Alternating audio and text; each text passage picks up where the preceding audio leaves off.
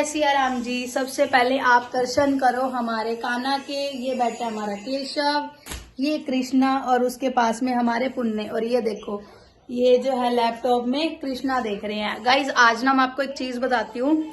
एक ना YouTube channel है सीक्रेट मिस्ट्री नाम से, जिसपे जो है हनुमान जी के रियल अनुभव जो है ना वो भक्त अपने मुंह से बताते हैं, मतलब खुद ही आके उस चैनल पे बताते हैं।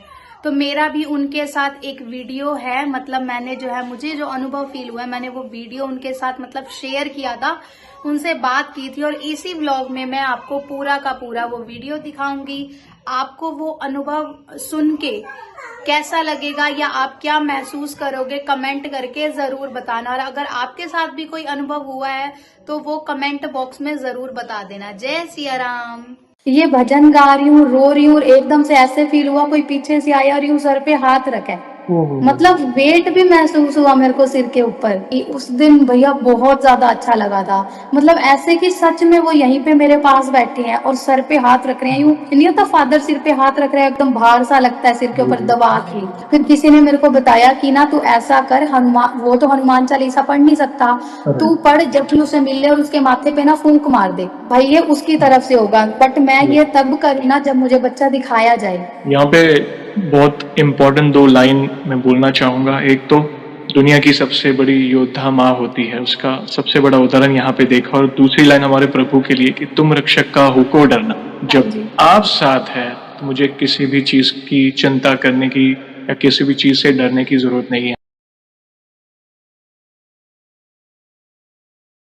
जय श्री राम दोस्तों, कैसे हो आप? हमारी चैनल में आप सभी का स्वागत है। मैं हूं आपका दोस्त जयेश वाघेला, फाउंडर ऑफ धार्मिकस्टोरी.com एंड सीक्रेट मिस्ट्रीज। दोस्तों आज मैं फिर से एक और इंटरेस्टिंग वीडियो कॉल सेशन लाया हूं। हनुमान जी के भक्त ऑनलाइन है और उत्सुक है अपना अनुभव शेयर करने के लिए। वीडियो में आगे बढ़ने से पहले आप सभी को बता दूं कि अगर आप भी हनुमान जी से जुड़ा अपना अनुभव मुझसे इंस्टाग्राम वीडियो कॉल पर शेयर करना चाहते हैं तो इंस्टाग्राम की लिंक मैंने डिस्क्रिप्शन में दी है, उस पर क्लिक करें, मुझे फॉलो करें और मैसेज करें। मैं जल्द से जल्द आपसे जुड़ूंगा और वीडियो कॉल सेशन शेड्यूल करूंगा। और अगर आप ईमेल के माध्यम से अपना अनुभव शेयर करना चाहते हैं तो हमारा ईमेल आईडी है dharmikstory@gmail.com। तो चलिए आगे बढ़ते हैं आज के इस वीडियो कॉल सेशन में। नमस्कार बहन, जय श्री राम आपको। जय श्री राम भैया। आपका बहुत बहुत स्वागत है आज के इस वीडियो कॉल सेशन में और धन्यवाद भी जो आप अपना समय निकाल कर इनिशिएटिव ले रहे हैं हमारे प्रिय हनुमान जी से जुड़ा अपना अनुभव शेयर करने के लिए। सबसे पहला सवाल बहन ये बताएं कि आपका पूरा नाम क्या है, आप कहाँ से बिलोंग करते हैं और आप क्या करते हैं? भैया मेरा नाम है पूजा, मैं रोहतक हरियाणा से बिलोंग करती हूँ और मैं गवर्नमेंट सेक्टर में हूँ। बहुत अच्छा लगा जानकर। और आपको जैसे पता होगा ये जो सेशन है हमारे प्रिय बालाजी महाराज से जुड़ा है, तो अगला सवाल उन्हीं से जुड़ा है। ये बताएं कि जीवन में सबसे पहले आप हनुमान जी से कब जुड़े, कैसे जुड़े, जीवन के किस मोड़ पर जुड़े, कौन से नित्य पाठ करते हैं, और साथ ही साथ आप अपने अनुभव को भी डिटेल में साझा कर सकते हैं जिसमें प्रभु ने कोई असंभव कार्य संभव किया हो या उनकी ऊर्जा महसूस की हो या कोई संकेत मिले हो। तो शुरुआत की जर्नी के बाद आप अपने अनुभव को डिटेल में साझा कर सकते हैं। भैया जैसे मेरे पापा है ना वो बालाजी के ही भक्त थे, मतलब हनुमान जी के। बचपन से ही वो कहते थे कि मैं हनुमान जी को कभी नहीं छोड़ूंगा। उन्होंने लाइफ में कभी कोई गुरु भी नहीं बनाया था, बोले कि वो लाल लंगोटे वाला ही मेरा गुरु है। वो हनुमान जी को बजरंग बली, हनुमान जी, बालाजी कुछ नहीं बोलते थे, उसको लाल लंगोटे वाला बोलते थे। तो मतलब हमारे यहाँ पे जैसे एक मंदिर है, उस मंदिर के सदस्य भी थे, वो बजरंग भवन नाम से मंदिर है, बजरंग बली का ही है। रात को मंगलवार को वहां पे जाना, पूरी सेवा करना, 2-2 ढाई-ढाई बजे घर पे आते थे वो। तो स्टार्टिंग मतलब पापा से ही मिला ये सब। और जब मैं छोटी थी तो हमारे वहाँ पे जो मंदिर था, 11th-12th में स्कूल की छुट्टी जल्दी हो जाती है ना, आने के बाद मंदिर की डेली सफाई करके आना, हनुमान जी के आगे सब कुछ अच्छे से करके आना। तो मतलब ये नॉर्मल ही था पहले मेरे लिए, सब कुछ बिल्कुल सिंपल चल रहा था। बट जब मेरी बड़ी सिस्टर है वो मेहंदीपुर बालाजी गई, उसने लहसुन प्याज वगैरह छोड़ दिए मेहंदीपुर बालाजी जाने के बाद, तो वो मुझे लेके गई। फर्स्ट टाइम तो मैं वहां जाके थोड़ा सा डर गई थी, वहां की मतलब सिचुएशन देख के, आपको पता है कैसी होती हैं। लेकिन उसके बाद में धीरे धीरे बहुत ज्यादा विश्वास जमता गया वहां पे, इतना ज्यादा कि उन्होंने ऐसे ऐसे काम थे जो मेरे लिए किए, मेरे को विश्वास नहीं था कि वो होंगे। मैरिज से पहले तो मैंने लहसुन प्याज बिल्कुल छोड़ दिए थे, लगभग 7 साल मैंने लहसुन प्याज नहीं खाए। और एग, बियर, ये सब तो हमारे घर पे कभी आई ही नहीं। बचपन में छोटे थे कभी एग खाया हो तो वो तो अलग बात है। तो एक बार पहले थी, जैसे आपको मैं बताती हूँ, मैं गवर्नमेंट जॉब में हूँ और गवर्नमेंट जॉब मुझे लगता है कि लगना बहुत मुश्किल है।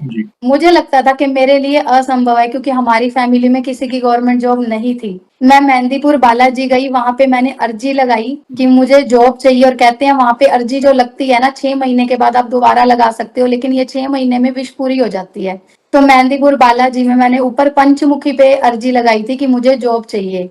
उसके बाद में जो है भैया, मुझे सबसे पहले भिवानी कोर्ट में कॉन्ट्रैक्ट पे वैकेंसीज निकली थी, जिसमें टोटल मिला के 110 बच्चे गए थे एग्जाम देने। और वहां पे मतलब मैं तो बस वैसे ही गई थी कि हाँ एक बार टेस्ट दे के देखते हैं कैसा होगा, और उसमें मेरा सिलेक्शन हो गया। एक सीट पे और 110 बच्चे थे हम। मतलब मेरे लिए तो ये भी बहुत बड़ा मिरेकल था। मेरे से अच्छे अच्छे बच्चे थे, मुझे खुद को पता है कि मुझसे बहुत ज्यादा एडवांस थे। उसके बाद में भैया ये 6-7 महीने मैंने जॉब की। उसके बाद मेरी जॉब लग गई जालंधर हाई कोर्ट में। तो जालंधर कोर्ट में जॉब लगने के बाद मैं वहां पे मेडिकल कराया ही, पीजी करवाया ही, सब कुछ करवाया ही। लेकिन मतलब जब भी मैं कोई भी काम करवाने जाती ना, मेरे मन में हमेशा और हमेशा हनुमान चालीसा ही चलती थी, किसी भी काम में दिक्कत आए तो, कि मुझे नहीं पता, मैं ये करवाने जा रही हूँ, ये सब तूने करवाना है। मैं उनको अपना भाई मानती हूँ, और काफी सालों से मैं उनको राखी बांधती हूँ। मतलब छोटी सी थी तब से मैं उनको राखी बांधती आ रही हूँ। राखी बांधना और भाई दूज पे, भाई दूज का त्योहार उनके साथ मनाना, ये सब कुछ। तो भैया जब मेरी जालंधर कोर्ट में जॉब लगी ना, मैं वहां सब कुछ करके आ गई थी। और जिस दिन मुझे रात को, अगले दिन की ज्वाइनिंग थी, रात को मुझे ज्वाइन करने जाना था। 11:15 की ट्रेन थी, और मेरी मम्मी काफी ज्यादा बीमार थी, मेरे को 10:30 बजे घर से निकलना था। मेरी एक फ्रेंड ने मुझे बताया कि तेरा ना एसएस बोर्ड में स्टेनोटाइपिस्ट में सिलेक्शन हो गया है। मैंने कहा मैं तो ऐसे नहीं मानती जब तक मैं अपनी आंखों से नहीं देखूंगी। मैंने अपने घर पे डॉक्यूमेंट्स में भैया सारे रोल नंबर ढूंढे, स्टेनोटाइपिस्ट का, जूनियर स्केल, सीनियर स्केल सारे मिल गए, बट जिसमें मेरा सिलेक्शन हुआ था वो मुझे रोल नंबर ही नहीं मिला। मतलब हर जगह ढूंढ लिया, फिर मैं तो विश्वास ही नहीं कर सकती थी कि मेरी जॉब है इसमें। फिर मुझे रात को 11:15 की ट्रेन थी, 10:30 घर से जाना था, और मैं इसी उसमें कि मम्मी को छोड़ के कैसे जाऊं, नहीं जाया जा रहा था मुझसे। मैं नहीं गई, मतलब मैंने जैसे ही निकलना था ना, उसके थोड़ी देर पहले मेरी मम्मी की डेथ हो गई।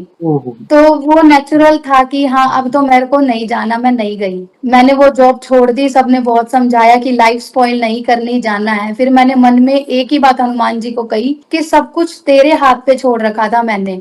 मतलब आज भी, मतलब सब छोड़ रही हूँ अब मैं। पहले तो तेरे हाथ पे छोड़ा था, साथ साथ में स्टडी भी कर रही थी।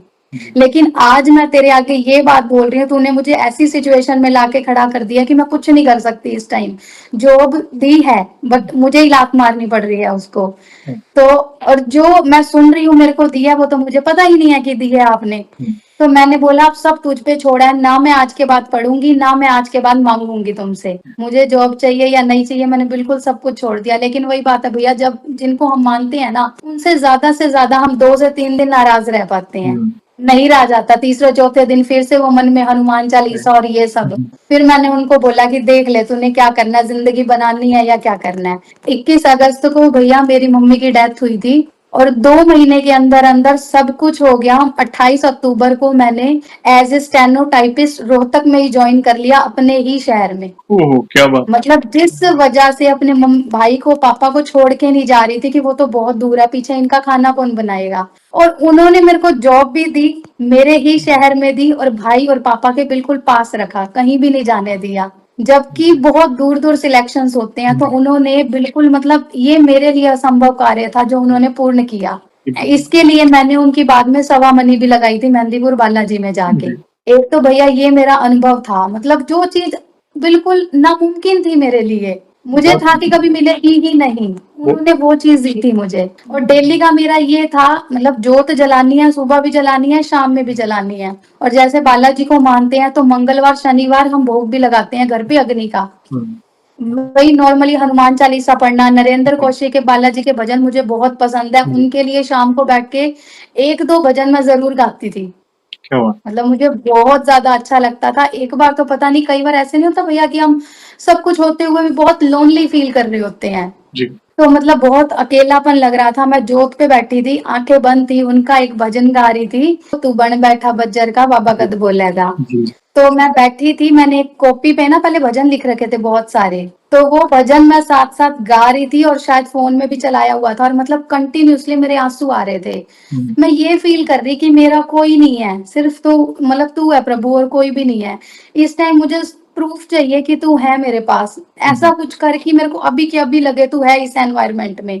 हम्म। ये भजन गा रही हूँ, रो रही हूँ और एकदम से ऐसे फील हुआ कोई पीछे से आया और यूं सर पे हाथ रखा है, ओहो, मतलब वेट भी महसूस हुआ मेरे को सिर के ऊपर। क्या बात है। और उस टाइम मतलब चुप होने की बजाय मैं तो और जोर जोर से रो रही ओहो। कि हाँ तू तो सच में है मेरे साथ और मैं किसके लिए रो रही हूँ, ओके। जिसका साथ चाहिए वो तो है ही। उस दिन भैया बहुत ज्यादा अच्छा लगा था, मतलब ऐसे कि सच में वो यहीं पे मेरे पास बैठे हैं और सर पे हाथ रख रहे हैं, यूं नहीं होता फादर सिर पे हाथ रख रहे हैं एकदम भार सा लगता है सिर के ऊपर जी दबा के, जी। वो चीज फील हुई। फिर मैंने थोड़ी देर आंखें बंद रखी, फिर खोला, कोई है ही नहीं, बट करेक्ट। वही है कि वो फील करा के चले गए। वे है आपके साथ। जिस तरह आपने अपने अनुभव को बताया, इससे यही पता चलता है कि वे तो हर कदम पर आपके साथ हैं। दुख हुआ हाँ जी। आपकी माताजी के बारे में जानकर, लेकिन भले एक तरफ गवर्नमेंट जॉब में सिलेक्शन होना और दूसरी तरफ अपने कर्तव्यों को निभाना। देखिए, हाँ जी। और माता पिता की सेवा को सबसे सर्वश्रेष्ठ कहा गया है, प्रभु भी बहुत प्रसन्न होते हैं, तो आपने प्रायोरिटी अपनी फैमिली को दी। उस समय दुख हुआ, एक तरफ माँ की ये हालत और फिर आपको वे छोड़कर चली गई, और दूसरी तरफ आपने सब कुछ उन पे छोड़ दिया कि जो करना है आपने करना। देखिए, कुछ खोया आपने, मगर प्रभु ने कुछ और अच्छा सोच के रखा था जो आपकी इस कल्पना से भी परे था। आप कहीं और दूसरे शहर में जाना, मतलब आपका सिलेक्शन हुआ था और प्रभु ने ऐसी व्यवस्था की आपके लिए कि आपको अपने ही शहर में, जहाँ पे आपको आपके भाई और आपके पिताजी से दूर जाना ना पड़े, उनकी उन हाँ आप जी। देखिए, ये उनकी लीला देखिए। कई बार हम कोई चीज के लिए कृप करते हैं कि ये ऐसा क्यों हुआ, जॉब में रिजेक्शन हो या कोई ऐसी चीज जो हमने जो सोचा है उसके अनुरूप ना हो, अगर उसके पीछे उनकी जो योजना होती है वो हमारे बेहतर के लिए होती है। हमारे लिए जो उचित होता है, मैं हर बार कहता हूँ, वे करता। आपके लिए उचित क्या था? सिचुएशन थी, आपको आपकी माँ को आपकी बहुत जरूरत थी उस समय, आपने उनकी सेवा की, और प्रभु ने ऐसी व्यवस्था की जो आपने सोचा भी नहीं था उस समय। और देखा जाए तो आपको ये जो भक्ति है प्रभु की विरासत में मिले हैं आपके पिताश्री से, तो आप अपने आप को भाग्यशाली समझ सकते हैं। और बचपन से ही जो आपने उन्हें भैया माना है, और वो कई बार मन अपसेट होता है ना, तो वो मीठी नोकझोंक चलती है, क्योंकि आपने उन्हें भाई माना है। जैसे एक भाई और बहन की कैसे मीठी नोकझोंक चलती है, तो आपने हाँ और जी। आपने सच कहा कि मैं नाराज हुई, मगर हम उनके बिना थोड़ी रह सकते हैं। तो वापस कुछ समय बाद वो मंदिर जाना, चालीसा पढ़ना, मतलब वो ऑटोमेटिकली, क्योंकि हम उनके बिना नहीं रह सकते, क्योंकि हमने अपने आप को समर्पित कर दिया है। हमारे जीवन की डोर, आपने कहा ना कि मैंने सब कुछ उन पे ही छोड़ दिया है, संभालने वाले वे हैं, तो भला वे कोई अनर्थ क्यों होने देते। प्लस आपको अनुभूति हुई कि आपके सर पर उनका हाथ है, तो वे आपको, आपका जो अकेलापन था ना, मतलब आपको लग रहा था कि हम सब कुछ होते हुए भी, ये होता है कई बार, मगर वो आपको एक सांत्वना देने आए थे, आश्वासन देने आए थे कि चिंता ना कर, मैं तेरे साथ हूँ। तो और क्या चाहिए? Please please continue. और हम बहुत उत्सुक हैं बहन, आपके और भी कोई अनुभव तो प्लीज बताएं। हाँ जी भैया। भैया जैसे मेरी ना शादी भी रोहतक में ही हुई, हमारे घर की 2 गली छोड़ के ही, ओके, क्या बात। कि हाँ पापा और भाई को फिर भी मैं देख सकती हूँ। जी। इस शादी होने के बाद, शादी भी मेरी पंडितों में हुई, मतलब शर्मा में, वहां पे भी नॉन वेज बियर ये सब बिल्कुल भी नहीं है, क्या बात। और वो भी एकदम भक्ति भाव वाले। तो भैया उसके बाद में क्या हुआ, जब मेरा मतलब हमारी फैमिली में कुछ ऐसे लोग हैं जो, मतलब सबकी फैमिली में होते हैं जो किसी के साथ अच्छा होते हुए नहीं देख सकते, राइट। है ना। मेरा पहला एक बेटा हुआ 2015 में, वो उसमें भी थोड़ी बहुत सिचुएशंस ऐसी आई थी, बट वो बिल्कुल ठीक ठाक हुआ। जब सेकंड बच्चा होने वाला था ना मेरा भैया 2019 में, उस टाइम ऐसी ऐसी सिचुएशंस आई थी कि मुझे उम्मीद नहीं थी वो बचेगा। ओहो। उसके टाइम पे क्या हुआ, मुझे मतलब चौथे पांचवें महीने में ही ना इतनी ज्यादा ब्लीडिंग हुई, मैं ऑफिस में बैठी थी। ओहो। और मतलब कहते हैं कि प्रेगनेंसी में ब्लीडिंग नहीं होती, हो भी तो थोड़ी बहुत हो जाए तो कोई दिक्कत नहीं होती। मेरे को कंटिन्यूसली 3 दिन, ओके। मतलब नॉर्मल भी नहीं, बहुत ज्यादा, जिससे राइट। बच्चा अंदर ठीक रह ही नहीं सकता बिल्कुल भी। राइट। जब ये काम हो गया तो बच्चा अंदर सेफ हो ही नहीं सकता। उसके बाद मुझे डॉक्टर ने बेड रेस्ट बोला, 1 महीना मैंने बेड रेस्ट बोला, वही नॉर्मल कंटिन्यूसली हनुमान चालीसा, कि तू है ना, मेरे को पता है कुछ होगा ही नहीं, सब ठीक होगा। कंटिन्यूसली उनकी हनुमान चालीसा चलती थी मन में। इनकी दादी है वो मेरे को बोलती थी कि तू ना सुंदरकांड किया कर। पहले मैं यही सोचती, सुंदरकांड का इतना बड़ा पाठ होता है, कैसे बैठूंगी मैं इतनी देर, बट तब इतनी आदत हो गई कि कंटिन्यूसली मंगल शनि तो सुंदरकांड का पाठ दोनों हस्बैंड वाइफ बैठ के करते थे, मतलब आधा वो पढ़ लेते आधा मैं पढ़ लेती, इकट्ठे बैठ के, क्योंकि उस टाइम सिचुएशन ऐसी होती है कि ज्यादा देर बैठा भी नहीं जाता, स्ट्रेस भी नहीं लिया जाता। तो कंटिन्यूअसली हमारा वो सब पार्ट चलता रहा। और भैया मतलब बीच में इतनी सिचुएशन खराब होगी, डॉक्टर ने बोला कि आपको ना फुल बेड रेस्ट करना पड़ेगा। ओके। जब 3-4 दिन मेरे को ये राइट। दिक्कत रही थी, हुँ। अल्ट्रासाउंड वगैरह भी हुए, उसके बाद मुझे नहीं लगता कि शायद बच्चा सेफ रहता होगा, बट ये बिल्कुल ठीक था। मैंने 1 महीना बेड रेस्ट किया, मैंने फिर से ऑफिस ज्वाइन कर लिया। ओहो! ऑफिस में जाने लगी, एक्टिवा पे जा रही थी, बिल्कुल नॉर्मल था, सब कुछ था, सिर्फ उसका नाम लेके कि हाँ मेरे को पता तू मेरे साथ है ना, कुछ होना ही नहीं है। इसने अगर आना है तो बिल्कुल ठीक ठाक तू ही लेके आएगा, अगर मैं बेड रेस्ट भी करूंगी, नहीं आना तो वो तो तेरी मर्जी है। फिर भैया क्या हुआ, एक बार ना मेरे को अभी 8th मंथ लगा था, मतलब उसी दिन ही काम वगैरह से फ्री होके मैं पता नहीं क्या प्रॉब्लम हुई मेरे पेट में, मतलब जितना पानी होता है ना जब बच्चा अंदर होता है, वो सारा का सारा लीक हो गया और पेट एकदम अंदर। ओहो! मैं डर गई कि बच्चा सेफ ही इसी के अंदर होता है, अगर वो पानी ही खत्म हो गया तो बच्चा कहाँ जाएगा, जी, जी। क्योंकि बच्चे का जीवन तो वही होता है। वही होता उसके बाद मेरे को पीजीआई वगैरह लेके गए, वहां पे भी डॉक्टरों ने डिलीवरी नहीं करवाई, 10 दिन मेरे यूं ही निकाले। उन्होंने बोला कि बच्चे के ना फेफड़े बन रहे हैं, अभी प्रॉपर बने नहीं है। तो मैं उनको यही बात बोल रही हूँ कि जब पानी ही लीक हो गया तो बच्चा कैसे सेफ होगा अंदर। फिर मेरे को बड़ी जैसे थोड़ा उस टाइम मैं डर गई, मेरी बड़ी सिस्टर ने समझाया कि तू डर क्यों रही है, तेरे तो वो बहुत पास है, तो जो चीज बोलती है वो चीज कर देता है, तू बस उसकी ना मतलब हनुमान चालीसा पढ़ती रहे कंटिन्यूअसली। मैं कंटिन्यूअसली हॉस्पिटल में भी हनुमान चालीसा पढ़ रही हूँ, नरेंद्र कौशिक वाले भजन सुन रही हूँ, कंटिन्यूअसली चलता था मेरा ये सब, मतलब डेली इंजेक्शंस लगते रहते थे, चलो कोई नहीं वो तो पार्ट ऑफ लाइफ है। तो भैया जब वो मेरा बेटा उसके बाद में हुआ ना हॉस्पिटल एडमिट होने के बाद, उसको स्टार्टिंग मतलब इतनी ज्यादा दिक्कत थी, उसको कई तरह के इन्फेक्शन भी थे, उसकी पैर में भी इंजेक्शंस लग रहे थे, उसके यहाँ भी इंजेक्शंस लग रहे थे, क्योंकि प्री मैच्योर हो गया वो। जी, जी। और उसको ना निकू में लेके जाया गया, मतलब नर्सरी में रखा।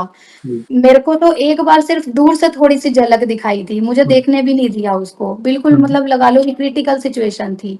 मैं फिर भी उसका नाम बोल रही कि मेरे से तो नहीं देखा जाएगा ऐसे, देना दिया है तो बिल्कुल ठीक दे। मैं कंटिन्यूअसली हनुमान चालीसा पढ़ रही। फिर किसी ने मेरे को बताया कि ना तू ऐसा कर, हनुमान वो तो हनुमान चालीसा पढ़ नहीं सकता, तू पढ़, जब भी उसे मिले और उसके माथे पे ना फूंक मार दे, भाई ये उसकी तरफ से होगा, बट मैं ये तब करूँ ना जब मुझे बच्चा दिखाया जाए।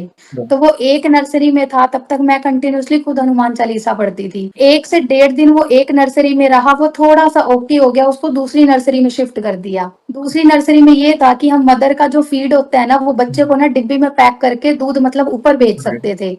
बट एक बार जब मैं खुद गई ना वहां पे, मेरा ऑपरेशन हुआ था, आपको पता है ऑपरेशन में तो मतलब 3 से 4 दिन तो बेड से उतरा भी नहीं जाता। लेकिन जब 3rd डे मैं एक बार उसको ऊपर देखने गई, उसके मुंह में नलकी सी लगा रखी थी दूध डालने के लिए। मैंने बोला कि जब तूने ये दिया है तो ऐसी सिचुएशन थोड़ी मैं इसकी देखूंगी। मैंने डॉक्टर को बोला आप इससे दूध मत पिलाओ, मैंने खुद इसको फीड कराना है, मैं आऊंगी यहाँ पे हर 1.5 घंटे के बाद। डॉक्टर ने बोला आपका ऑपरेशन हुआ है, आप नहीं आ सकते हर 1.5 घंटे में, क्योंकि जिनका सिजेरियन होता है वो मतलब चल ही नहीं सकते, ये तो सिचुएशन पता है सबको। तो मतलब हर 1.5 घंटे में भैया मैं ऊपर वाले फ्लोर पे जाती थी और उसको फीड करा के उसके पास जितनी देर उतनी देर हनुमान चालीसा पढ़ के 1 बार 2 बार 3 बार उसके माथे पे फूंक मारती। मतलब धीरे धीरे धीरे धीरे बहुत प्रोग्रेस हो गई 3 से 4 दिन में ही। मुझे सारे नीचे बोलते थे कि आपकी नॉर्मल डिलीवरी है, मैं कहती नहीं मेरा सिजेरियन है। कहते फिर आप चल कैसे रहे हो, मैं कहती चलना क्या, मैं तो हर 1.5 घंटे में ऊपर जा रही हूँ, चाहे वो मैं मतलब ऐसे वाले रास्ते से जाऊं, चाहे वो मैं लिफ्ट से जाऊं, बट चलना तो पड़ता था सब। मतलब अब मैं खुद फील करती हूँ कि ऐसे कैसे हो सकता था। ऑपरेशन वाले दिनों में मैं हर 1.5 घंटे में ऊपर जा रही, सिर्फ इसी लालच में कि हनुमान चालीसा पढ़ के मैंने उसके यहाँ पे फूंक मारनी है, उसको ठीक करना है। वो भैया मतलब उसके बाद में बिल्कुल प्रॉपर ठीक हो गया। क्या हुआ? फिर मुझे किसी ने बोला कि एक निक्कू से दूसरी निक्कू में गया, दूसरी से ना इसको मदर केयर वाले में शिफ्ट करेंगे और आपको उसके साथ ना 2-3 दिन रखेंगे देखने के लिए कि बच्चा प्रॉपर फीड कर रहा है या नहीं। मुझे मदर केयर वाले निक्कू में लेके जाया गया शाम के टाइम, या मतलब 5-1 बजे का टाइम था। बट मेरे को ये था अगले दिन ना 1 जनवरी होनी थी। मैंने कहा 1 तारीख को तो मैं यहाँ नहीं रहूंगी, होता है ना कि हम 1 तारीख को जो काम कर रहे हैं मतलब आगे हमारे साथ वही होता रहेगा। तो मैंने कहा ये तो मैंने नहीं करना, मेरे को तो घर जाना है। बट वहां पे मुझे डॉक्टर्स ने बोला कि अभी आपको मतलब डिस्चार्ज नहीं करेंगे, 3-4 दिन ये आपको यहीं पे रहना पड़ेगा इसके पास। अभी एक और डॉक्टर आ रहे हैं, वो चेक करेंगे। बट मैं मन में यही कर रही, मैं हनुमान चालीसा पढ़ रही, मैंने कहा मेरे को नहीं पता, मेरे को घर जाना है और मेरे को आज ही घर जाना है। यही हुआ भैया, थोड़ी देर में एक डॉक्टर आते हैं, जबकि उस निकू में हर मदर के साथ बच्चे को 2 से 3 दिन रखा जाता है, उसके बिना डिस्चार्ज नहीं मिलता। लेकिन मैं मन ही मन प्रेयर कर रही, मेरे को घर जाना है। इंजेक्शन लगवा लगवा के हाथों में पेन हो चुका था और मैं खुद थक चुकी थी कि नहीं, मेरे को ना घर जाना है, मैं और नहीं रह पा रही यहाँ पे।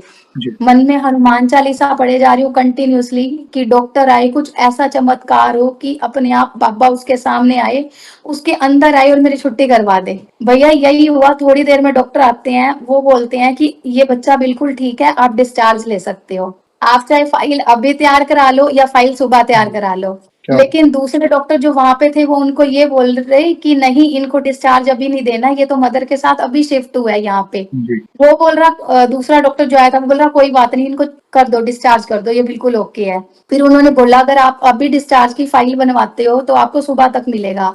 मैं फिर कंटिन्यूअसली मन में हनुमान चालीसा पढ़ रही और मेरे हस्बैंड को फोन कर दिया कि आज वो डिस्चार्ज देना है। मैंने कहा मुझे नहीं पता, मुझे आज ही छुट्टी चाहिए। मेरे हस्बैंड आए भैया, आधे 1 घंटे के अंदर अंदर मुझे डिस्चार्ज मिल गया, मैं घर पहुंच गई। मतलब ऐसा ऐसे ऐसे चमत्कार कर रखे हैं उन्होंने, जिसकी बचने की उम्मीद नहीं थी, उसको बिल्कुल ठीक करके वो मेरे पास लाया और आज वो एकदम परफेक्ट है, एकदम ओके है। यहाँ पे बहुत इम्पोर्टेंट 2 लाइन मैं बोलना चाहूंगा। एक तो दुनिया की सबसे बड़ी योद्धा माँ होती है, उसका सबसे बड़ा उदाहरण यहाँ पे देखा। और दूसरी लाइन हमारे प्रभु के लिए कि तुम रक्षक का हो को डरना। जब आप साथ है तो मुझे किसी भी चीज की चिंता करने की या किसी भी चीज से डरने की जरूरत नहीं है। हाँ, ये हमारा कोई पिछला प्रारब्ध होगा जो हमें भोगना होगा, आपको और आपकी संतान को। लेकिन वो समय प्रभु ने आपको देखिए कितना बल दिया कि जहाँ पे इतना बड़ा ऑपरेशन होने के बावजूद आप सीढ़ियां चढ़कर, और वो भी इतनी कॉम्प्लिकेशंस थी जहाँ पे एक समय ब्लीडिंग, दूसरी समय पानी का जो निकल जाना, जैसे आपने कहा, इतनी कॉम्प्लिकेशन में भी एक वॉरियर की तरह उस सिचुएशन से लड़ के बाहर आप निकले। प्लस आपकी संतान को भी प्रभु ने बल दिया। इसलिए कहता हूं ना, स्पेशली माता बहनें, धन्य है आप सभी को जो इस पीड़ा को आप सहती हैं। और उस समय में यही जो भ्रम फैलाना कि हनुमान जी की भक्ति महिला नहीं कर सकती, ऐसा कुछ नहीं है, कुछ नहीं है। मतलब आप उन्हें भाई मान सकते हैं, पिता स्वरूप मान सकते हो। सच्चे दिल से हर स्थिति में आप चालीसा का पाठ करें, राम नाम का जाप करें। आप वो 9 महीने कब निकल जाएंगे, और स्पेशली जो लेबर पेन के समय आप प्रभु के नाम का स्मरण करें, देखना प्रभु आपको बल देंगे और वो समय भी निकल जाएगा। जैसे आपने देखा कि एक समय ऐसा था और आज आप देखिए, आप अपना अनुभव शेयर कर रहे हैं, प्रभु की लीला का बखान कर, कितनी बड़ी बात है। बहुत अच्छा लगा बहन ये अनुभव को भी जानकर। ये अनुभव को देखकर कई महिला भक्तों को मोटिवेशन मिलेगा कि वे हिम्मत नहीं हारेंगे आपके अनुभव को देखकर। प्लीज और भी कोई अनुभव हो तो बताएं प्लीज। जी भैया, भैया उसके बाद में अब क्या हुआ, जैसे ना बीच में मतलब एक ऐसी सिचुएशन, आपको पहले मैं एक लाइन और बताती हूँ। आप जैसे हर बात पे ये बोलते हो ना, तुम रक्षा का हमको डरना। तो मेरे साथ क्या होता है, मैं कहीं भी जा रही हूँ ना, अपना कोई भी काम शुरू करने गई हूँ, मतलब किसी भी काम में फंसी हूँ, वो कर्म कर दिया, एक ही लाइन बोलती हूँ, बालाजी तू ही संभाल, सब छोड़ दिया तेरे पे। और उसके बाद में मतलब वो अपने आप से ही सब कुछ कर देते हैं। ठीक है, स्ट्रगल तो करना पड़ता है, वो तो हम करेंगे। भैया अभी बीच में क्या हुआ था, एक ऐसी सिचुएशन आई थी कि मुझे ना मतलब ससुराल से घर शिफ्ट करने की नीड थी।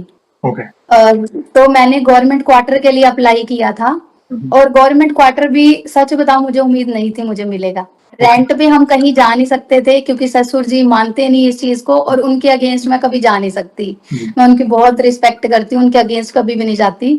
तो भैया क्या था, मैं कंटिन्यूअसली, जैसे यहाँ पे डिप्टी कमिश्नर होते हैं ना, वो अलॉट करते हैं गवर्नमेंट क्वार्टर्स को, तो मैं कंटिन्यूअसली उनके ऑफिस में जाती थी कि हाँ मुझे नीड है, मुझे गवर्नमेंट क्वार्टर अलॉट कर दो। तो ठीक है, उन्होंने भी बोला हाँ कर देंगे। एक बार क्या हुआ, जैसे लगातार कुछ कुछ दिन के गैप में मैं मिलने जाती थी, जानती तो नहीं थी, बट एक रिक्वेस्ट करने जाती थी कि मुझे गवर्नमेंट क्वार्टर की नीड है, मुझे प्लीज अलॉट करवा दो। तो फिर भैया वहां पे क्या हुआ, एक सरदार जी थे, काफी अच्छे थे, उनके गार्ड थे, बाहर बैठे रहते थे डीसी ऑफिस में। उन्होंने देखा कि ये लड़की तो बहुत ज्यादा आती है, तो उन्होंने मेरे को बोला कि गुड़िया अभी ना उनको आने में टाइम है, ऐसे कर तू ना सामने वेटिंग रूम में वेट कर ले। तो मैंने कहा नहीं मैं नहीं करती, आप औरों का नंबर लगवा दोगे। तो वो मेरे को हम्म, बोले नहीं विश्वास कर, तू पहले आई है ना तो तेरा ही नंबर लगवाएंगे। बट भैया कौन लगवाता है ऐसे किसी के नंबर, है ना, आपको भी राइट, पता होगा। राइट, तो सामने मैं वेटिंग रूम में बैठी हुई थी, एक राइट, आंटी मेरे साथ बैठी थी, पता नहीं कौन सी उनको प्रॉब्लम थी। तो वो हम्म, बोले कि गुड़िया मेरी एक एप्लीकेशन लिख देगी। मैंने कहा हाँ आंटी लिख देती हूँ। कहती बता कैसे लिखनी है। तो राइट, उनकी वहां पे मतलब थोड़ी सी हेल्प कर दी। हम्म, तो वो बाद में जैसे नॉर्मल बात करने लगे, वो मुझे बोली कि तू यहाँ पे क्या काम आई है। मैंने कहा आंटी मुझे ऐसे ऐसे ना नीड है क्वार्टर की, मैंने वो अलॉटमेंट के लिए यहाँ पे भर रखा है, तो मैं डीसी साहब से ना मिलने आई हूँ। तो हम्म, वो आंटी जैसे बात करने लगे, तो किसको मानती है। मैंने कहा मैं बालाजी को मानती हूँ। हम्म, वो कहती मैं भी बालाजी को बहुत मानती हूँ। मतलब वो लेडी बोल रही मेरे साथ हम्म, बैठी, मेरे घर पे तो मैं बालाजी की चौकी भी लगाती हूँ। और मेरे मन में यही चीज चल रही, जब भी मैं आती वहां पे, बालाजी तू ही संभाल, सब छोड़ दिया तेरे पे। मैंने मिल लिया, मैंने बात कर लिया, आगे तुझे संभालना है और तू राइट, करेगा, मेरे को पता तू करेगा। तूने चक्कर कटवाने हैं मेरे, कटवाए जा, तुझे मजे आ रहे हैं। मैं ये बात बोलती हूँ उनको। मैंने कहा ठीक है, तंग करना है ना कर ले, जितना करना है, मैं मानूंगी नहीं, मैं राइट, तो फिर भी करूंगी। यस, तो वो आंटी मेरे साथ बैठे हैं, वो बोले कि मैं बालाजी की चौकी वगैरह लगती है हमारे घर पे, और आज ना पता नहीं क्यों तेरे को आशीर्वाद देने का मन कर रहा है। यहाँ पे हाथ रख के बड़े प्यार से ऐसे ऐसे कर रही है, कहती देख आज तुझे ओहो, मैं आशीर्वाद नहीं दे रही, तुझे तेरा बाबा आशीर्वाद दे रहा है क्या बात, कि तेरा ये जो तू काम करने आई है ना, ये तेरा काम बनेगा। जी, वो बोल रहे बनेगा, पर मैं फिर वही सोचूं पता नहीं बनेगा कि नहीं बनेगा, बाकी तो उसकी मर्जी है। हम्म, भैया वही हुआ, आज के दिन मैं गवर्नमेंट क्वार्टर में बैठी हूँ। क्या बात, मुझे 2 साल हो गए। मतलब उस बहुत बड़ी चीज दी थी उसने मुझे, शायद किसी के लिए कुछ भी ना हो, बट मेरे लिए बहुत बड़ी चीज है। वहीं पे घर, वहीं पे जॉब, अब तो सिर्फ 5 मिनट का पैदल का रास्ता है मेरे ऑफिस का भी, वहीं पे मायका, वहीं पे ससुराल और वहीं पे जॉब, मतलब बिल्कुल टेंशन फ्री कर दिया सरल उसने। सरल कर दिया सब कुछ। आप जितने शुरुआत में टेंशन में थे कि गवर्नमेंट जॉब क्रैक करनी है, कहाँ पे जी होगी, होगी कि नहीं, क्योंकि ऑब्वियसली हजारों लोग अप्लाई करते हैं और लिमिटेड पोजीशंस होती है गवर्नमेंट जॉब में, बिल्कुल, तो हाँ होगा जी कि नहीं, कैसे होगा, क्या होगा। और प्रभु की व्यवस्था देखी, सब कुछ कन्वीनियंट कर लिया, सरल कर दिया। ससुराल, मायका, जॉब, वो भी गवर्नमेंट क्वार्टर। देखिए मतलब ये एक होता ना, लोगों के लिए सपना होता है और आप हाँ जी। अपने सपने को जी रहे हो, ये किनकी बदौलत? हमारे प्रिय बालाजी महाराज की बदौलत। उनकी बहुत विशेष कृपा है बहन, मैं तो यही कहूंगा। काम बन रहे हैं मतलब समझो प्रभु की कृपा है। देखिए, बिल्कुल और आपने इतना विश्वास आपने जताया कि नहीं अभी संभालना है, आपको जो करना है आपने करना है। तो इतना विश्वास, वो दृढ़ विश्वास है ना, वो भाव से जुड़े तब जाके ये हर एक के भाग्य में नहीं होता। यहाँ पे एक छोटा सा सवाल, अगले अनुभव पे जाने के पहले एक छोटा सा सवाल पूछना चाहूंगा। जैसे आप शुरुआत में आपने कहा कि मैं मेहंदीपुर गई थी, पहले अनुभव में जैसे आपने कहा हाँ जी। आपने अर्जी लगाई, तो अर्जी और लास्ट में आपकी मनोकामना पूर्ण होने के बाद जो सवा मनी आपने की, तो अर्जी किस तरह लगाई? उस दौरान आपके क्या भक्ति भाव थे? नित्य कौन से पाठ वगैरह करते थे? और सवा मनी एग्जैक्टली क्या होता है जिन लोगों को नहीं पता, उसके बारे में 2 मिनट अगर आप बता देंगे तो अच्छा हो। जी भैया, भैया सवा मनी वहां पे ये होता है, अब तो मतलब बढ़ गया है। जैसे हम पंचमुखी जाते हैं ना, मात्र 200 रुपए की वहां पे सवा मनी लगती है, सॉरी अर्जी लगती है। ओके। अर्जी के लिए क्या होता है वहां पे, मतलब दरखास्त जो लगती है, हम हम्म, नॉर्मल दरखास्त लगाते हैं ना नीचे जी, राम दरबार में, जी, मेहंदीपुर बालाजी में, जी, 10 रुपए की दरखास्त लगा के कि मेरी ये दिक्कत है, दूर करना। जी, अर्जी वो होती है कि कोई हम मनौती मांगने के लिए लगाते हैं, वो 200 रुपए की लगती है। ओके, वो ऊपर मैंने पंचमुखी पे लगाई थी, और अर्जी कहते हैं कि 6 महीने के लिए, मतलब जो बोलते हैं वहां पे, ओके, अगर 6 महीने तक आपकी मन्नत पूरी नहीं हुई तो आप 6 महीने के बाद दोबारा से 200 रुपए की हनुमान जी के सामने अर्जी लगा सकते हो, मिल सकता ये है। बोल के कि प्रभु मैं तेरे आगे आज अर्जी लगा रही हूँ, ये मेरी मनौती है, पूर्ण करना। और हाँ उसमें जी, और सवा मनी। क्या-क्या हाँ चीज़ें जी। होती हैं, मतलब क्या-क्या चीज़ होती हैं? मतलब जैसे आपने ₹200 भर दिए, समझो आप मेहदीपुर हाँ गए जी। और हाँ ₹200 जी। भर दिए, तो अर्ज़ी में कुछ देते हैं कि कुछ अर्पित करना होता है प्रभु के सामने? नहीं भैया, सिर्फ 200 रुपए की ही लगी थी। जैसे वो क्या है ना, हम जाते हैं हमारे गुरु जी के साथ जो पानीपत में जी, रहते हैं, जी, तो जो उन्होंने बोला हम वही कर लेते हैं बिना क्वेश्चन के। उन्होंने ओके। बोला कि 200 रुपए की अर्जी लगती है, तो जी, तू जी, लगा दे। मैंने वो जी, लगा दी। और सवा मनी भी हम वहां पे कैसे लगाते हैं, कुछ लोग जो होती है, कुछ लोग होते हैं मतलब सवा मनी के ना लड्डू खरीद लेते हैं, जी, भोग लगा के, और लड्डू का प्रसाद सारा बांट देते हैं, चाहे वो घर आके बांट दे, चाहे फिर वो वहीं पे बांट दे। राइट, लेकिन हम लोग कैसे करते हैं, जैसे काफी सारे हम ना इकट्ठे होके जाते हैं मेहंदीपुर बालाजी, ओके, मतलब गुरु जी के गांव से भी हैं, और मैं भी जी, होगी, मेरी सिस्टर भी होगी, कभी कभी मेरे हस्बैंड भी होते हैं। तो मतलब संगत होती है 30-35 लोगों की, राइट, और सवा मनी वहीं पे हलवाई से या किसी से खाना वगैरह बनवा के और ओके, सबको खिला देना। ओके, सिसवा मनी कहते हैं, ओके। हाँ एक जी। और एक छोटा-सा सवाल इसमें, जैसे मैंने सुना है कि ये खाली क्लैरिफ़ाई करना है क्योंकि आपने बालाजी महाराज के दर्शन किए हैं मेहंदीपुर जाकर। तो क्या वहाँ पे ऐसी प्रथा है कि वहाँ का प्रसाद वहीं पे खाया जाता है, बाहर नहीं लिया जाता, ऐसा कुछ है वहाँ पे? जी भैया, वहाँ पे कहते तो हैं। भाई ओके। मतलब औरों में ना जैसे संकट होते हैं, तो हुँ, जैसे संकट के लिए उन्होंने भोग लगाया, तो जी, वो प्रसाद कहते हैं कि किसी का प्रसाद नहीं खाना चाहिए। लेकिन ओके। सवा मनी जो लोग वहाँ पे लगाते हैं ना, या जी, फिर जी, लड्डू का प्रसाद हो गया, वो जी। मंदिर के बाहर ही टेबल पे रख के बाँट रहे होते हैं, वो प्रसाद सभी ले लेते हैं। लेकिन जो अपना पर्सनल कोई ले रहा होता है ना भोग हाँ, लगाने वाला, वो प्रसाद किसी को ना ही देते हैं, ना ही किसी का खाते हैं। ओके, तो खुद का प्रसाद हम घर पे लेके जा सकते हैं या वहीं पे हाँ जी, खाना होता हम तो भैया लेके आते हैं। है? देखो बिल्कुल, वहम बहुत सारे हैं, बट हुँ, हमें उसमें भरोसा है कि ओके, हमारा है, मैं तो भाई लेके जाऊँगी। मैंने खाया तो मेरे को घर जाके उनको भी खिलाना है, मेरे हस्बैंड को भी देना है, मेरे जी। भाई को भी देना है, मैं तो लेके जाऊँगी। ये तो हम लेके विश्वास है आते हैं भैया। क्योंकि देखिए वे तो हमारे बालाजी महाराज का प्रसाद है और हाँ जी, प्रसाद का अगर हम फुल फॉर्म देखें तो ये मान्यता है कि प्रभु के साक्षात दर्शन। तो प्रसाद बिल्कुल। जिन जो लोग ग्रहण करेंगे तो ऑब्वियसली उनके लिए वो अच्छा है, उनका उद्धार होगा प्रभु का प्रसाद ग्रहण करके। तो ये हाँ मैंने जी। कहीं सुना था तो मैंने वही क्लैरिफ़ाई करना था। अच्छा लगा, आपके भाव बहुत ही पवित्र हैं, आप बहुत क्लोज़ हैं प्रभु के इसलिए प्रभु हर कदम पर आपकी सहायता कर रहे हैं। और भी कोई अनुभव तो प्लीज़ शेयर करें बहन। भैया एक और है, जैसे एक मतलब मैं आपको बता रही थी, मंगल शनि हम भोग लगाते हैं हनुमान जी, जी का, घर पे रात को अग्नि में। तो एक बार क्या था, मेरे कोई एग्जाम से मैं मेरी सिस्टर के घर गई हुई थी हुँ, पानीपत रहने के लिए। मेरे को काफी दिन लग गए थे वहां पे, क्योंकि एग्जाम भी मेरे पानीपत में हो रहे थे, तो मैंने कहा अप हुँ, डाउन तो किया नहीं जाएगा, एक दो राइट, हफ्ते वहीं रह लूंगी। हुँ, तो मैं वहां पे थी, एक बार यही मंगलवार या शनिवार था, रात को सपना आया मेरे को कि हुँ, हमारी गली में मेरी एक फ्रेंड का घर है, उनके बेड पे इतने बड़े विकराल रूप में बजरंगबली बैठे हैं। ओके, मतलब जो डबल बेड होता है ना, बिल्कुल डबल जी, बेड के साइज के बेड पे ओके, बैठे हैं, और ऊपर छत पे टच हो रहे हैं, ओके, इतने बड़े हनुमान जी। जी। तो उस उनके घर से मैंने दरवाजा खोला, जबकि मेरा तो वहां कोई काम ही नहीं होता जानने का। हुँ, मैंने दरवाजा खोला, देखा इतने बड़े हनुमान जी, मैं तो डर के भाग गई। नीचे हुँ, आई, मेरी मम्मी खड़ी है, मतलब ये सब सपने में हो रहा है। मेरी मम्मी हैंडपंप से पानी भर रही है। जी, मैं मेरी मम्मी को बोल रही हूँ, मम्मी, मेरी मम्मी पता नहीं क्या बोल रही, जा अंदर चली जा, खाना बना पड़ा है, खा ले। मैंने कहा हुँ, मैं नहीं खाती, वो नैना और के घर ना इतने बड़े हनुमान जी बैठे हैं, मेरे को जी, बुला रहे हैं, इधर आ। और मेरे को बुला रहे थे जी, वो कि आ जा, लेकिन मैं जी, नहीं जा रही थी, मैं तो डर के भाग गई थी। हाँ, मैंने उनको बोला कि उनके घर पे इतने बड़े हनुमान जी बैठे हैं, मेरे को बुलाई जा रहे हैं, मैं जा रही हूँ, बताइए मत कहाँ पे हूँ मैं। हुँ, मतलब इतना बोल के मैं भाग गई। अरे! और फिर उसके बाद थोड़ी देर बाद मेरी नींद खुल गई। जी, मैं मतलब इतने दिन सोचे जाऊं कि ये है क्या, हनुमान जी मेरे को बुला रहे हैं और बैठे मेरी फ्रेंड के घर हैं, हुँ, और मैं उनसे भाग क्यों रही हूँ, मतलब हुँ, सोच रही, नहीं समझ आ रहा। फिर एकदम मेरे माइंड में क्लिक किया कि वो मुझे बुला रहे हैं, पर मैं उनके पास नहीं जा रही हूँ उनके पास। मैंने अपने भाई को फोन किया, मैंने कहा तू वो मंगल शनि वाला भोग लगा रहा है? कहता हुँ, ना।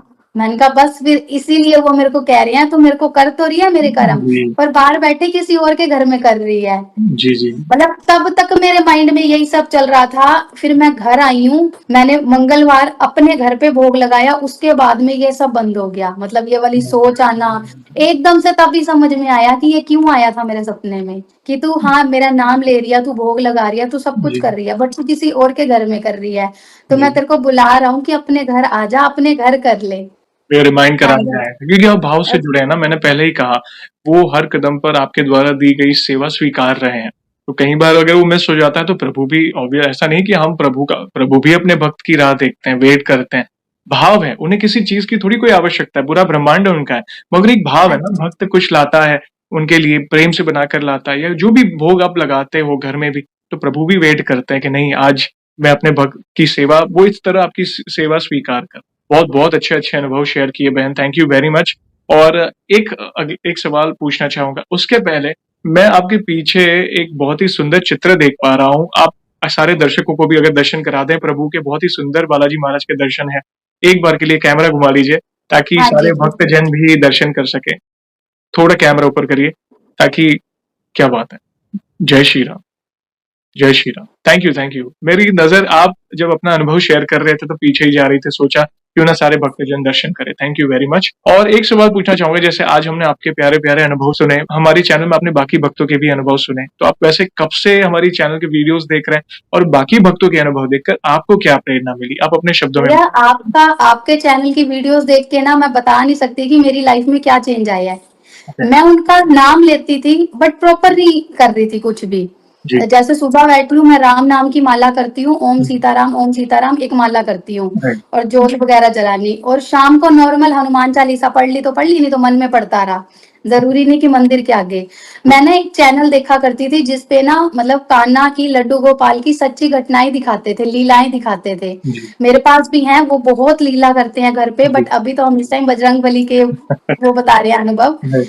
तो भैया आपकी, मैं ना वो लीलाएं देखती थी, तो एक बार पता नहीं आपकी ना कोई वीडियो मेरे सामने आई, और बजरंग बली को तो मैं बहुत मानती हूँ, मेरे को यूं लगता है कि ये तो मेरा भाई है, जी, मतलब कुछ एक पर्सनल कनेक्शन लगता है। जी, मेरे को ये हुआ कि ये तो हनुमान जी की घटनाएं बताते हैं, ये तो मेरे को देखनी है, तो मतलब कंटिन्यूअसली मैं देख रही हूँ काफी टाइम से। जी। तो आपके चैनल से मैंने वो भी देखा कि 7 दिन का संकल्प कैसे लेते हैं, और भैया वो संकल्प से भी एक दो ऐसी इमरजेंसी सिचुएशन थी मेरे पास, मतलब मैं बहुत ज्यादा गिर चुकी थी किसी चीज में, हाँ, अभी मैं आपको वो भी बताऊंगी, उससे ना मेरी वो चीज भी पूर्ण हो गई। ओके, क्या बात है। हाँ जी, और एक बार आपके चैनल पे एक लेडी आई थी जो ये बता रही थी कि आप ही की कोई वीडियो देख के उन्होंने रात को ना एक नोटबुक पे राम राम लिखना शुरू किया है। जी, जी। तो उनकी वो चीज सुनने के बाद ना भैया मैंने भी राम राम लिखना शुरू किया था, आप देख सकते हो ये एक नोटबुक मेरी कल फिल हो चुकी है, ओहो! क्या बात है। बिल्कुल पूरी।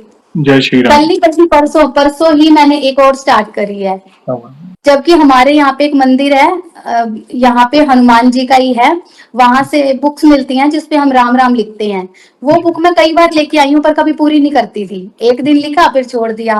पर जी, पता नहीं आपकी वो वीडियो देखने के बाद कंटिन्यू डेली लिखती हूँ, जबकि अब मेरा छोटा बेटा भी है 4.5 साल का। जी, वो एक बार जिद कर रहा मेरे को भी कॉपी दो मैं भी लिखूंगा, मैंने उसे बोला ना तेरे को अभी र लिखना नहीं आता, मैं नहीं देती। कहता दिखाओ, मेरी कॉपी पे राम लिख के दिखाया उसने मेरे को। क्या बात मैं हैरान। अब डेली वो भी लिखता है, चाहे 2 अक्षर लिखेगा चाहे है। कुछ ड्रॉ कर देगा कार्टून उसमें Ram Ram, but right, daily. तो आपकी वीडियोस के थ्रू हमें ये चीज बहुत अच्छी मिली भैया आपसे। Thank you. कराने वाले प्रभु हैं और हनुमान जी आपसे वो करा रहे हैं जो उन्हें बहुत प्रिय है, उन्हें राम नाम बहुत प्रिय है। इसलिए तो हनुमान जी को प्रसन्न करना है तो राम नाम का जितना हो सके जाप करें और वे आपके माध्यम से करवा रहे हैं। Thank you very much. और आपने संतान को भी अपनी अपनी संतान को भी वो मार्ग बता दिया है तो और क्या चाहिए? मतलब आपने बीज बो दिया है समझ लीजिए। क्योंकि राम नाम, राम से बड़ा राम का नाम है और राम नाम ही देखा जाए तो सबसे बड़ा मंत्र है इस कलयुग में। कराने वाले प्रभु हैं, हम सब मात्र निमित्त हैं। Thank you very much. भैया मैं इससे पहले आपको एक छोटा सा अनुभव और बताना चाहती जी, हूँ, जी, जो बिल्कुल, मेरे बिल्कुल। जी, जी। एक ना मतलब जैसे मेरे को एक प्रॉब्लम चल रही थी, लेडी हूँ, पीरियड्स प्रॉब्लम होती राइट। है ना। हुँ, तो मेरे को ना काफी मंथ से हो ही नहीं रहे थे, ओके। मैंने कई जगह से मेडिसिन ले ली, लगभग 1 साल हो गया उस बात को कि मेरे को नहीं होते। जी, तो मेरे को डॉक्टर्स ने भी बोल दिया कि आपकी पीरियड्स खत्म हो चुके हैं। तो मेरे को मेरी जी, फ्रेंड्स बोल रहे हैं कि ये कोई एज थोड़ी है, राइट। ये तो काफी दूर जाके होती है ये चीज, अभी तू ना कंसल्ट कर डॉक्टर से। बट मैंने 2-3 डॉक्टर को दिखा लिया और मैं थक गई, सच में मैं और मेडिसिन नहीं ले सकती, मुझसे नहीं। मैंने उनको बोला कि देख बीमारी तू काटेगा, मैंने जी, नहीं जाना किसी डॉक्टर के पास। हुँ, भैया आप ही की वीडियो देख के मैंने 7 दिन का संकल्प लिया, ओके। पीछे अभी लिया था लगभग 1 महीना पहले। हुँ, 7 दिन का कंटिन्यूअसली संकल्प लिया, मैंने कहा मैं अब कहीं की मेडिसिन नहीं लूंगी और मेरी ये वाली चीज काट दे, हुँ, क्योंकि सबने मेरे को डर डाल दिया कि ये इतनी जल्दी नहीं होना चाहिए, राइट। तुझे अंदर ये बीमारी हो जाएगी, तुझे कैंसर हो जाएगा, ये हो ओह! जाएगा, मतलब डर नहीं डाल देते बहुत राइट, लोग। राइट। जी, मैंने बोला कि एक बार मेरे मन से ना ये डर ही खत्म कर दे कि मेरे को कोई बीमारी नहीं हो रही अंदर, मैं ओके हूँ। हुँ, भैया मेरी वो प्रॉब्लम खत्म होगी, मेरे को पीरियड्स हो गए बिना मतलब कुछ किसी डॉक्टर के पास गए हुए। नासे रोग हरे सब पीरा जपत निरंतर हनुमत बीरा।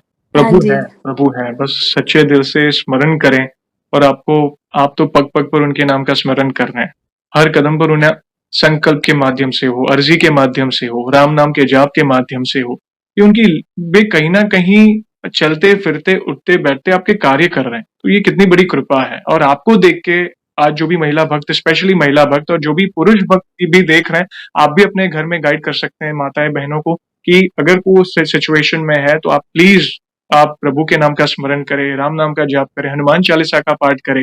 हनुमान जी को आप भाई स्वरूप मानें, पिता स्वरूप मानें, गुरु स्वरूप मानें, सखा स्वरूप भी मान सकते हैं। प्लीज उनकी आराधना करें। थैंक यू, बहुत ही आई ओपनिंग अनुभव आपने शेयर किए। जाने से पहले एक लास्ट सवाल पूछना चाहूंगा। देखिए, वैसे तो हमारे पास इतना सामर्थ्य नहीं है, मगर फिर भी वन लाइन में हमारे प्रिय बालाजी महाराज का बखान करना चाहे तो किस तरह करना चाहेंगे? भैया जब भी मैं बहुत खुश होती हूँ ना या उनके आगे बैठती हूँ, एक ही लाइन उनके लिए मैं गाती हूँ, मतलब बहुत अच्छा लगता है, साथ में डांस करना, ताली बजाना, पूरा एंजॉय के साथ। ये लाइनें हैं, बालाजी तू ही संभाल, सब छोड़ दिया तेरे पे, हे बजरंगी तू ही संभाल, सब छोड़ दिया तेरे पे। मतलब ये भजन है, झोली मेरी भर दे बाबा, पेटा मेरा भर दे, मतलब इस तरह से करके है। ना चाहूं दमड़ी दाम रटे जा राम तेरे दर बार में, बाबा हाथ सिर पे धर दे, बाबा मेरी झोली भर दे, बाबा हाथ सिर पे धर दे। मतलब ये भजन गाना और फुल एंजॉय करना, जब भी कुछ करने बैठी हूँ, बालाजी तू ही संभाल, सब छोड़ दिया तेरे पे, ये सिर्फ 3-4 लाइन्स है मेरे लिए, जो उन्हें मैं हमेशा सुनाती हूँ और हमेशा बोलती हूँ। ये बल्कि मेरे को बोलते हैं कि ये भजन बहुत सुनती है, बट मुझे बहुत अच्छा लगता है, मतलब बहुत बता नहीं सकते कि कितना आनंद आता है इसके अंदर। और आपने जो पंक्ति कही, सर पर हाथ धर, आपके तो सर पर उनका हाथ है ही, और वो अनुभूति आपको ऑलरेडी हो चुकी है, और क्या प्रमाण चाहिए? उनकी विशेष कृपा है आप पर। Thank you very much. बहुत ही प्यारे शब्दों में आपने उनकी महिमा का गुणगान किया बहन। और इन फ्यूचर भी ऐसी कोई भी अनुभूति हो तो हमसे अवश्य जुड़िएगा। हम वीडियो के माध्यम से आपके अनुभव को भक्तों तक अवश्य पहुंचाएंगे। और सेशन को हम ऐसे ही एंड नहीं करेंगे, प्रभु श्री राम के नाम का जयकारा और हनुमान जी के नाम का जयकारा अवश्य लगाएंगे, फिर सेशन को एंड करेंगे। तो आप जुड़िए, जो भी भक्त जहां कहीं से इस सेशन को देख रहा है, भारत में है, भारत के बाहर है, चल फिर रहा है, ऑफिस में, किचन में, प्लीज जयकारे में जुड़िए, फिर सेशन को एंड करेंगे। तो बोलिए, सियावर रामचंद्र की जय जय, पवन सुत हनुमान की जय। जय। वंस अगेन बहन, थैंक यू वेरी मच अपने प्यारे प्यारे अनुभव शेयर करने के लिए। जय श्री राम, जय हनुमान। जय श्री राम।